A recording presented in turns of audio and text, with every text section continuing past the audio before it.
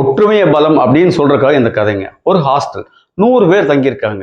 அந்த ஹாஸ்டல்ல ரொம்ப காலமா காலை உணவு உப்புமா தாங்க. இதுல 80 பேர் உப்புமா வேண்டான்னு சண்டை. 20 பேர் உப்புமாவே இருந்துட்டு போட்டும். ஏன்னா மதியானம் சாப்பிடறதுக்கு இது சீக்கிரம் ஜீரணம் ஆயிருங்கிறதுனால, இது ஒரு பெரிய பிரச்சனையா மாறி நிர்வாக மீட்டிங் போடுது. என்ன பிரச்சனை அப்படிங்கும்போது, 80 பேர் எங்களுக்கு உப்புமா வேண்டாங்கிறாங்க. 20 பேர் உப்புமா இருக்கட்டுங்கிறாங்க. சரி ஓட்டு போடுங்க. யார் யாருக்கு என்னென்ன பிடிக்குமோ அதை எழுதி ஒரு சீட்டா ஓட்டு போடுங்க. அந்த ஓட்டு முடிஞ்சு வாக்கு எண்ணிக்கையில எது அதிகமா ஜெயிக்குதோ அதுதான் இனிமேல் நிரந்தர உணவு, மாற்றம் கிடையாதுங்கிறாங்க. எல்லாரும் ஓட்டு போட்டாங்க.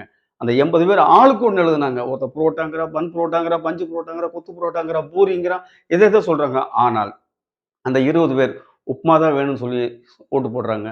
இறுதியில் வாக்கு எண்ணிக்கையில் பார்க்கும்போது 80 பேர் தோத்துடுறாங்க. மைனாரிட்டியா இருந்த அந்த 20 பேர் உப்புமாவுன்னு எழுதி போட்டவங்க ஜெயிச்சிடுறாங்க.